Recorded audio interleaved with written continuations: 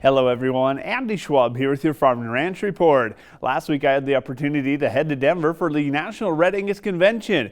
It was well attended by the producers of the Treasure State, including Bruce Ketchum from Milk Creek Reds. Bruce told me some of the environmental impacts they've witnessed over the past year are starting to have effect on pregnancy numbers and weaning weights. People in southeastern Montana went through a winter that was a little bit challenging, and they put up a lot of hay, but a lot of that hay didn't have much value to it. We're starting to see that a little bit in preg check rates as they start coming through. We had a lot of moisture, probably above average in eastern Montana, very good grass year, but we had one other issue that we dealt with, and something we've never seen before, and that was stable flies. And everywhere you went, cows were in a corner, swatting their tails, stomping their feet, and it didn't seem like anything you used to try to get rid of them dealt with them. I think that's going to play an effect on calf weights, and it might play effect on fertility rates.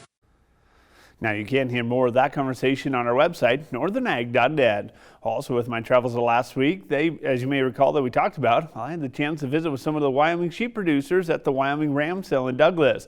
One of those was Peter John Camino, American Lamb Board Chairman. He highlighted the launch of their updated website, among other things.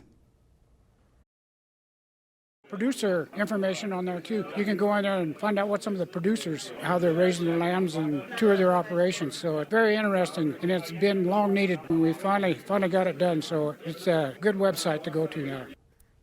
Well, we need to take a break, but we'll come back with a look at your ag markets and more right after this. We asked Montana farmer Walt Sales about the challenges of mental health in agriculture. Another drought, there always is. There's always gonna be another something. I grew up in a generation of you pulled yourself up by your bootstraps, but it's become evident is what do you do if you can't even find those bootstraps?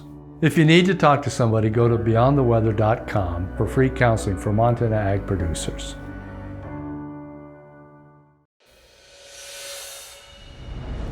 Welcome back, friends, to your Ag News and your markets. The National Association of the State Departments of Agriculture set policy priorities for the upcoming year during its annual meeting. NASDA members also want to those existing gaps in the insurance coverage and federal disaster relief programs closed to protect farmers from any increasing number of natural disasters.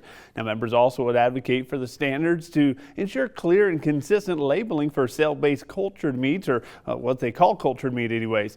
During the meeting, NASDA also adopted a new policy of supporting laws that protect farmers' right to farm. That new policy advocates for protecting agriculture and forestry operations from nuisance lawsuits. Well, the cash cattle markets last week saw some strength driven towards the feedlots as the feeder cattle futures filled the wind sales with a lot of hope. Demand, however, continues to make the packers question the surge as box beef values continue to decline. Now, the video sale season is coming pretty well to a close, with Northern Livestock set to wrap up their fall offering today. Last week it was Cattle Country Video hosting their Cheyenne Roundup, as they had good demand on the yearling steers and heifers, with some of the prices even higher than the bred heifers. Now, of course, last week was a big one for the sheep industry, with many of the ram and ewe sales. Montana's 98th annual sale topped out at $8,000 for the rams, while ewes averaged slightly below the year-ago averages. And December contracts of all three wheats ended higher on Friday, supported from those nearest low levels in 2 years. Now, USDA did help out the case for wheat when it reduced its estimate to world-ending wheat stocks, excluding China, that is, to a new 15-year low of 4.6 billion bushels. That's all for Ag Markets and News. I'm Andy Schwab. Have a great rest of your day.